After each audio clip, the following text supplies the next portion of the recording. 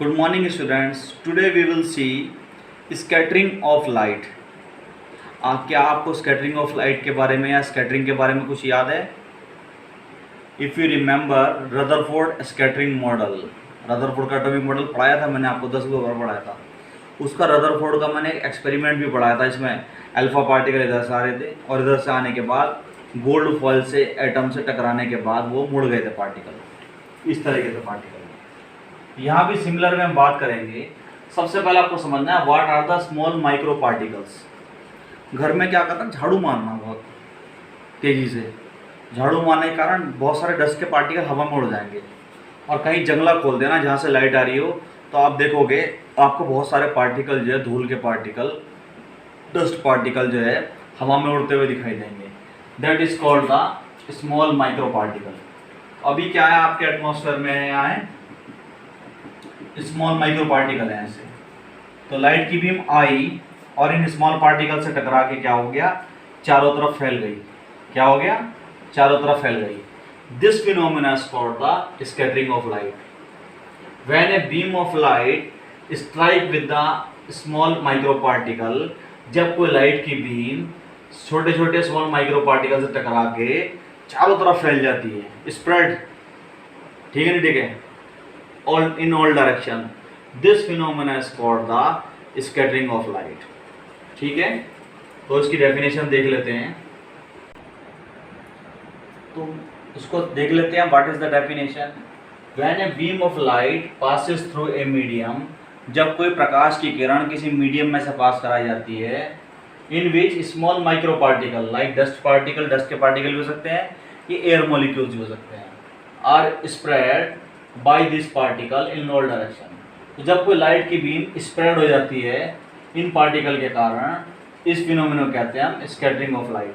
I again repeat, क्या हो रहा है, स्प्रेडिंग किसकी हो रही है, लाइट बीम की। क्यों हो रही है, जब पास करी जाती है किसी मीडियम में से। कौन से मीडियम में से, स्मॉल माइक्रो पार्टिकल मीडियम में से।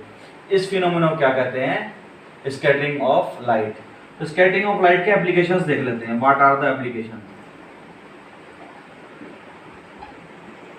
ठीक है, जब सुबह के समय आप बाहर निकलते हो उससे पहले आपको कॉन्सेप्ट समझना पड़ेगा। ठीक है, कॉन्सेप्ट क्या है, जो हाई फ्रीक्वेंसी वाली वेव्स हैं, हाई फ्रीक्वेंसी वेव्स कौन कौन सी होती हैं, वेव की ओर से वॉयलेट, ब्लू, और लो फ्रीक्वेंसी वाली कौन सी होती हैं, रेड। ठीक है, तो ये आपको पॉइंट समझना पड़ेगा कि मान लो एक वाइट लाइट आ रही है, इसके अंदर दोनों सातों के सातों वेव होंगी वेव की ओर के हिसाब से, वॉयलेट, ब्लू, ग्रीन, इंडिको, ठीक है नहीं, ठीक है, और रेड, ऑरेंज। ठीक है, और वाइट लाइट में तो सातों के सातों वेव्स है, 7 वेव्स हैं। अब मान लो कि मीडियम है, स्मॉल पार्टिकल्स का मीडियम में आने के बाद होगा क्या, जो हायर फ्रीक्वेंसी वाली है, कौन सी, वॉयलेट या ब्लू, वो ज़्यादा बैंड हो जाएंगी, और जो कम लो फ्रीक्वेंसी वाली है वो क्या होंगी, कम थोड़ा सा बैंड होंगी।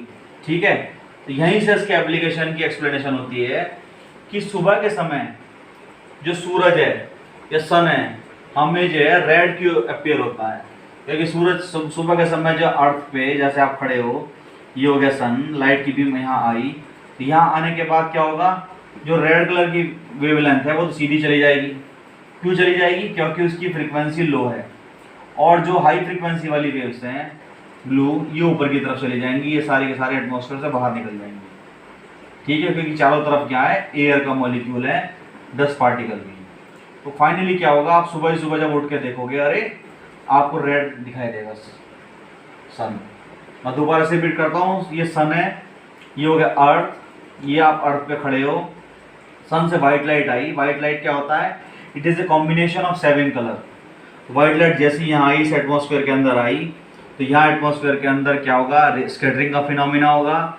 जो रेड कलर की लाइट है उसकी फ्रीक्वेंसी लो होने के कारण वो सीधी आदमी तक पहुँच जाएगी, और जो ब्लू और वायलेट कलर की है वेवलेंथ, वो जो है स्कैटर होके एटमॉस्फेयर से बाहर निकल जाएंगी। इसी वजह से क्या होता है, सन जो है अपीयर होता है red at early in the morning.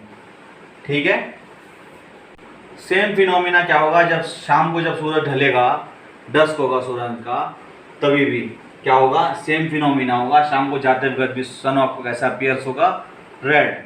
तो ये ऐसा है, sun appears red at dawn and dusk. Sun appear red, sun आपको कैसा दिखाई देगा, एट डाउन एंड डस्क। शाम को जाते वक्त और सुबह आते वक्त सन कैसा अपीयर होगा, आपको कैसा अपीयर होगा, red. What is, now we will see sky appears blue.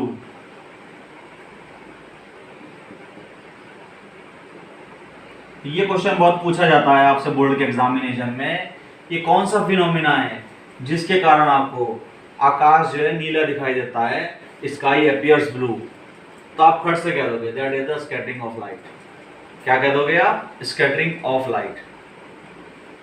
के पीछे रीजन क्या है ये भी समझ लो। ये हो गई आपकी अर्थ, और ये हो गया अर्थ के चारों तरफ का एटमॉस्फेयर। एटमॉस्फेयर के अंदर क्या होती है, एयर्स होते हैं, अलग अलग गैसेस होती हैं। तो जैसे ही सन की लाइट आई, सन की लाइट आने के बाद जो वॉयलेट कलर है उसकी फ्रीक्वेंसी हाई है, या ब्लू कलर है उसकी फ्रीक्वेंसी हाई है, ब्लू कलर की लाइटें ज़्यादा बैंड होंगी, ज़्यादा स्कैटर्ड होंगी चारों तरफ से, और इसी ज़्यादा स्कैटरिंग के कारण सारा का सारा आपको स्काई जो है कैसा अपीयर होगा, कैसा अपीयर होगा, स्काई ब्लू। आकाश जो हमें नीला दिखाई जाता है, उसके पीछे कारण क्या है, स्कैटरिंग ऑफ लाइट। क्या रीज़न है, क्योंकि जो हाई फ्रीक्वेंसी वाली वेव्स हैं, जैसे वॉयलेट कलर की वेव्स या ब्लू कलर की वेव्स, तो ज़्यादा स्कैटरिंग होती है। ज़्यादा स्कैटरिंग होने के बाद ज़्यादा मुड़ेंगी तोड़ेंगी, चारों तरफ एनवायरनमेंट में फैल जाएंगी, फाइनली स्काई अपीयर्स ब्लू। अब माय क्वेश्चन इज दैट कि आप अगर मैं मून पे भेज दूँ, चांद पे भेज दूँ, तो क्या आसमान नीला दिखाई देगा? Now that is your homework. Danger signal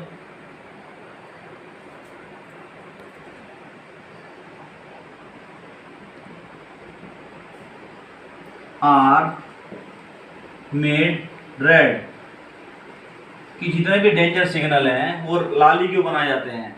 आप जो है क्रॉसिंग पे खड़े हो गए, चौराहे पे खड़े हो गए, वो खट से एकदम लाल लाइट आपको दूर से दिखाई दे जाती है।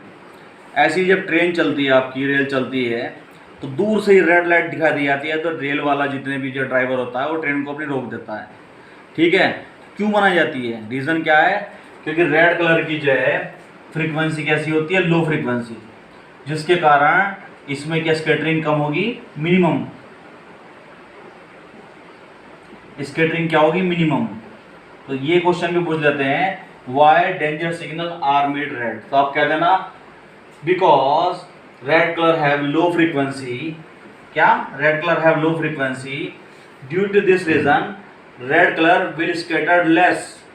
रेड कलर क्या होगा, स्कैटर्ड होगा लेस, इसी वजह से danger signals are made red. ठीक है, now we will see some numericals of this chapter, then we will go through the lens.